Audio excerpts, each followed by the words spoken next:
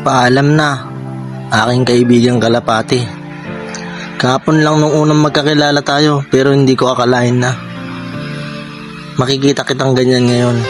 Nakakalungkot man pero sana nasa masayang lugar ka na ngayon. Hindi kita makakalimutan kahit kailan.